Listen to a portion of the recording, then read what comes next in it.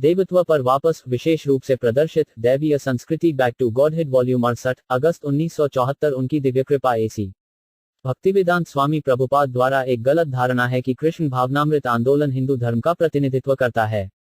अधिनियम में, हालांकि कृष्ण भावनामृत किसी भी तरह से एक विश्वास या धर्म नहीं है जो अन्य धर्मों या धर्मों को हराने का प्रयास करता है, बल्कि यह संपूर्ण मानव समाज के लिए एक आवश्यक सांस्कृतिक आंदोलन है और किसी विशेष सांप्रदायिक विश्वास पर विचार नहीं करता है।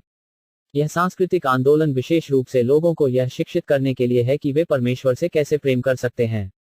कभी कभी भारत के अंदर और बाहर भारतीय सोचते हैं कि हम हिंदू धर्म का प्रचार कर रहे हैं, लेकिन वास्तव में हम नहीं हैं। भगवद गीता में हिंदू शब्द नहीं मिलेगा। वास्तव में पूरे वैदिक साहित्य में हिंदू जैसा कोई शब्द नहीं है। यह शब्द भारत के बगल के प्रांतों जैसे अफगानिस्तान, बलूचिस्तान और फारस के मुसलमानों द्वारा पेश किया गया है। भारत के उत्तर पश्चिमी प्रांतों की सीमा पर सिंधु नामक एक नदी है, और चूंकि वहां के मुसलमान सिंधु का ठीक से उच्चारण नहीं कर सकते थे, इसके बजाय उन्होंने नदी को हिंदू कहा और इस भूमि के निवासियों को उन्होंने हिंदू कहा। भारत में वैदिक भाषा के अनुसार यूरोपीय लोगों को मलेच्छ या यवन कहा जाता है। इसी तरह हिंदू मुसलमानों द्वारा दिया गया एक नाम है। भारत की वास्तविक संस्कृति का वर्णन भगवद गीता में किया गया है, जहां यह कहा गया है कि प्रकृति के विभिन्न गुणों या गुणों के अनुसार विभिन्न प्रकार के पुरुष होते हैं, जिन्हें आमतौर पर 4 सामाजिक आदेशों और 4 आध्यात्मिक आदेशों में वर्गीकृत किया जाता है। सामाजिक और आध्यात्मिक विभाजन की इस प्रणाली को वर्णाश्रम धर्म के रूप में जाना जाता है। 4 वाम या सामाजिक आदेश ब्राह्मण, क्षत्रिय, वैश्य और शूद्र हैं। 4 आश्रम या आध्यात्मिक आदेश ब्रह्मचर्य, गृहस्थ, वानप्रस्थ और संन्यास हैं। वर्णाश्रम प्रणाली का वर्णन वैदिक शास्त्रों में किया गया है, जिन्हें पुराणों के रूप में जाना जाता है। वैदिक संस्कृति की इस संस्था का लक्ष्य प्रत्येक व्यक्ति को कृष्ण या भगवान के ज्ञान में उन्नति के लिए शिक्षित करना है। यही संपूर्ण वैदिक कार्यक्रम है। जब भगवान चैतन्य ने महान भक्त रामानंद राय से बात की, तो भगवान ने उनसे पूछा, मानव जीवन का मूल सिद्धांत क्या है? रामानंद राय ने उत्तर दिया कि मानव सभ्यता तब शुरू होती है जब वर्णाश्रम धर्म स्वीकार किया जाता है। वर्णाश्रम धर्म के स्तर पर आने से पहले मानव सभ्यता का प्रश्न ही नहीं उठता। इसलिए कृष्ण भावनामृत आंदोलन मानव सभ्यता की इस सही प्रणाली को स्थापित करने का प्रयास कर रहा है, जिसे कृष्ण चेतना या दैव वर्णाश्रम दिव्य संस्कृति के रूप में जाना जाता है। भारत में वर्णाश्रम व्यवस्था को अब विकृत रूप में लिया गया है, और इस प्रकार एक ब्राह्मण उच्चतम सामाजिक व्यवस्था के परिवार में पैदा हुआ व्यक्ति दावा करता है कि उसे एक ब्राह्मण के रूप में स्वीकार किया जाना चाहिए। लेकिन यह दावा शास्त्र द्वारा स्वीकार नहीं किया जाता है। किसी का पूर्वज गोत्र या पारिवारिक वंशानुगत क्रम के अनुसार ब्राह्मण हो सकता है, लेकिन वास्तविक वर्णाश्रम धर्म जन्म या आनुवंशिकता की परवाह किए बिना प्राप्त किए गए तथ्यात्मक गुण पर आधारित है। इसलिए हम हिंदुओं की वर्तमान प्रणाली का प्रचार नहीं कर रहे हैं, विशेष रूप से वे जो शंकराचार्य के प्रभाव में हैं, क्योंकि शंकराचार्य ने सिखाया था कि परम सत्य अवैयक्तिक है, और इस प्रकार उन्होंने परोक्ष रूप से ईश्वर के अस्तित्व को नकार दिया। शंकराचार्य का मिशन विशेष था, वह बौद्ध धर्म के प्रभाव के बाद वैदिक प्रभाव को फिर से स्थापित करते दिखाई दिए। चूंकि बौद्ध धर्म को सम्राट अशोक ने संरक्षण दिया था, 2600 साल पहले बौद्ध धर्म व्यावहारिक रूप से पूरे भारत में व्याप्त था। वैदिक साहित्य के अनुसार बुद्ध कृष्ण के एक अवतार हैं, जिनके पास एक विशेष शक्ति थी और जो एक विशेष उद्देश्य के लिए प्रकट हुए थे। उनके विचार या विश्वास की प्रणाली को व्यापक रूप से स्वीकार किया गया था, लेकिन बुद्ध ने वेदों के अधिकार को अस्वीकार कर दिया था। जबकि बौद्ध धर्म फैल रहा था, भारत और अन्य स्थानों पर वैदिक संस्कृति को रोक दिया गया था। इसलिए चूंकि शंकराचार्य का एकमात्र उद्देश्य बुद्ध के दर्शन की प्रणाली को दूर करना था, उन्होंने मायावाद नामक एक प्रणाली की शुरुआत की।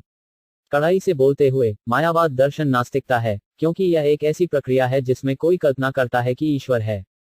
दर्शन की यह मायावाद प्रणाली अनादिकाल से विद्यमान है। धर्म या संस्कृति की वर्तमान भारतीय प्रणाली शंकराचार्य के मायावाद दर्शन पर आधारित है, जो बौद्ध दर्शन के साथ एक समझौता है।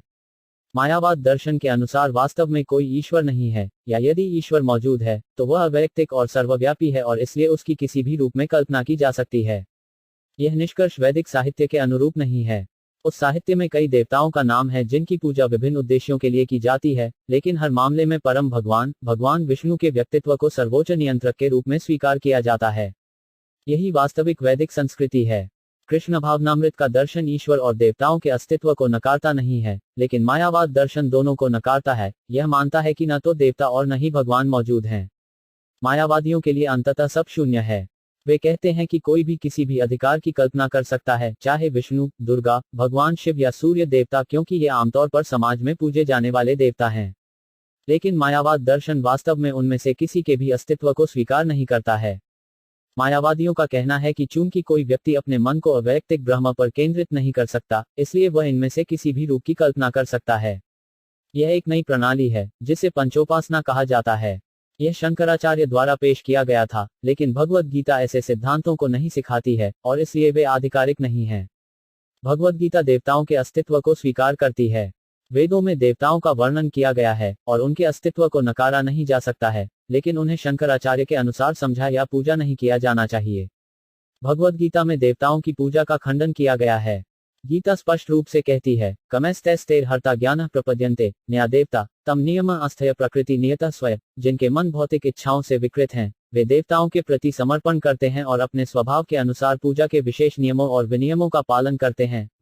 7.20। इसके अलावा गीता के दूसरे अध्याय श्लोक 44 में भगवान कृष्ण कहते हैं, भोगैश्वर्य प्रसक्तन तैपहरता चेतसम व्यवस्यात्मिका बुद्धि समाधो न विधीयते। उन लोगों के मन में जो इंद्रिय भोग और भौतिक ऐश्वर्य से बहुत अधिक आसक्त हैं और जो ऐसी चीजों से मोहग्रस्त हैं, भक्ति सेवा के लिए दृढ़ निश्चय नहीं होता है। जो लोग विभिन्न देवताओं का अनुसरण कर रहे हैं, उन्हें हृद ज्ञान के रूप में वर्णित किया गया है, जिसका अर्थ है वे जो अपनी इंद्रियों को खो चुके हैं। इसे आगे भगवद गीता अध्याय 7 श्लोक 23 में भी समझाया गया है, अंत्वत्तु फलम तद भवति अल्पामेधास्म देवन देवाय जो यंति मद भक्त यंति मम आपी। छोटी बुद्धि वाले लोग देवताओं की पूजा करते हैं और उनके फल सीमित और अस्थायी होते हैं। जो देवताओं की पूजा करते हैं वे देवताओं के लोक में जाते हैं, लेकिन मेरे भक्त मेरे परमधाम को प्राप्त होते हैं। देवताओं द्वारा दिए गए पुरस्कार अस्थायी हैं, क्योंकि किसी भी भौतिक सुविधा को अस्थायी शरीर के संबंध में कार्य करना चाहिए। आधुनिक वैज्ञानिक विधियों से या देवताओं से आशीर्वाद प्राप्त करने से जो भी भौतिक सुविधाएं मिलती हैं, वह शरीर के साथ समाप्त हो जाएगी, लेकिन आध्यात्मिक उन्नति कभी समाप्त नहीं होगी। लोगों को यह नहीं सोचना चाहिए कि हम धर्म की एक प्रणाली का प्रचार कर रहे हैं। नहीं, हम केवल यह उपदेश दे रहे हैं कि परमेश्वर से कैसे प्रेम किया जाए। ईश्वर के अस्तित्व के बारे में कई सिद्धांत हैं। उदाहरण के लिए, नास्तिक कभी भी ईश्वर में विश्वास नहीं करेगा। नोबेल पुरस्कार जीतने वाले प्रोफेसर जैक्स मोनोड जैसे नास्तिक घोषित करते हैं कि सब कुछ मौका है। एक सिद्धांत पहले से ही भारत के नास्तिक दार्शनिकों जैसे कारवाका द्वारा सामने रखा गया है।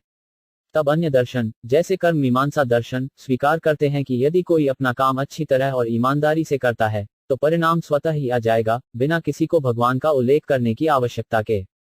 साक्ष्य के लिए, ऐसे सिद्धांतों के समर्थक इस तर्क का हवाला देते हैं कि यदि कोई व्यक्ति किसी संक्रमण से पीड़ित है और उसका प्रतिकार करने के लिए दवा लेता है, तो रोग निष्प्रभावी हो जाएगा।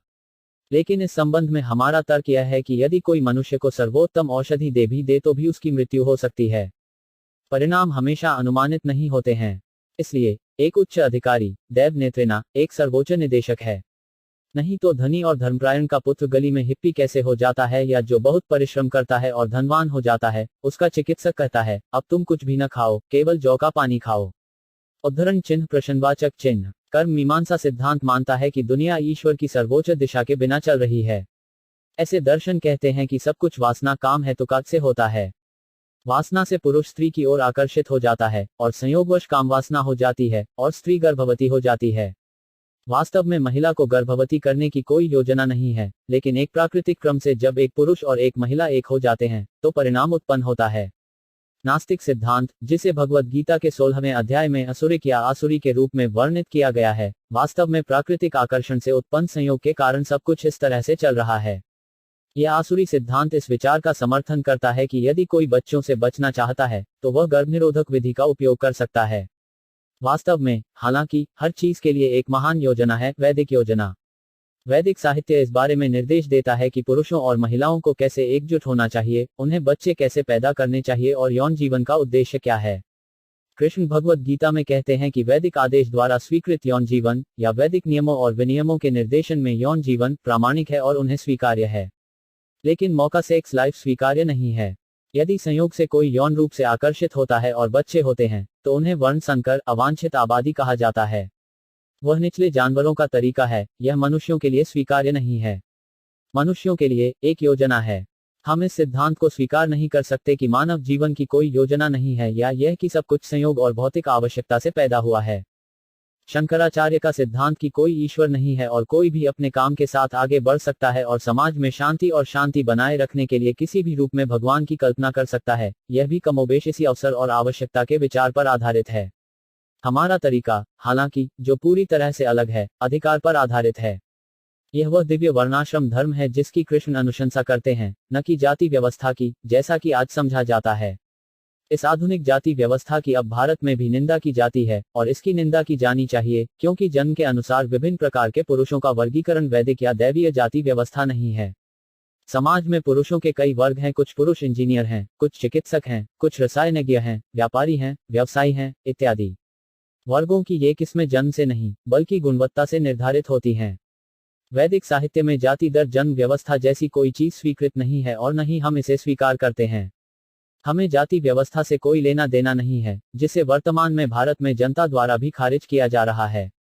बल्कि हम सभी को ब्राह्मण बनने का मौका देते हैं और इस तरह जीवन की सर्वोच्च स्थिति प्राप्त करते हैं। क्योंकि वर्तमान समय में ब्राह्मणों, आध्यात्मिक मार्गदर्शकों और क्षत्रियों, प्रशासनिक पुरुषों की कमी है, और क्योंकि पूरी दुनिया में शूद्रों या मैनुअल मजदूर वर्ग के पुरुषों का शासन है, समाज में कई विसंगतियां हैं। इन सभी विसंगतियों को कम करने के लिए हमने इस कृष्ण भावनामृत आंदोलन को अपनाया है। यदि ब्राह्मण वर्ग को वास्तव में पुनः स्थापित किया जाता है, तो सामाजिक कल्याण के अन्य आदेश स्वतः ही पालन करेंगे, जैसे कि जब मस्तिष्क पूरी तरह से व्यवस्थित होता है, तो शरीर के अन्य भाग जैसे हाथ, पेट और पैर सभी कार्य करते हैं बहुत अच्छी तरह से। इस आंदोलन का अंतिम लक्ष्य लोगों को ईश्वर से प्रेम करने के तरीके के बारे में शिक्षित करना है। चैतन्य महाप्रभु इस निष्कर्ष को स्वीकार करते हैं कि मानव जीवन की सर्वोच्च पूर्णता ईश्वर से प्रेम करना सीखना है। कृष्ण भावनामृत आंदोलन का हिंदू धर्म या धर्म की किसी भी व्यवस्था से कोई लेना देना नहीं है। कोई भी ईसाई सज्जन अपनी आस्था को ईसाई से हिंदू में बदलने में दिलचस्पी नहीं लेगा। इसी तरह संस्कृति का कोई भी हिंदू सज्जन ईसाई धर्म में परिवर्तन के लिए तैयार नहीं होगा। ऐसा परिवर्तन उन पुरुषों के लिए है जिनकी कोई विशेष सामाजिक स्थिति नहीं है। लेकिन ईश्वर के दर्शन और विज्ञान को समझने और उसे गंभीरता से लेने में सभी की दिलचस्पी होगी। किसी को स्पष्ट रूप से समझना चाहिए कि कृष्ण भावनामृत आंदोलन तथाकथित हिंदू धर्म का प्रचार नहीं कर रहा है। हम एक आध्यात्मिक संस्कृति दे रहे हैं जो जीवन की सभी समस्याओं को हल कर सकती है, और इसलिए इसे पूरी दुनिया में स्वीकार किया जा रहा है।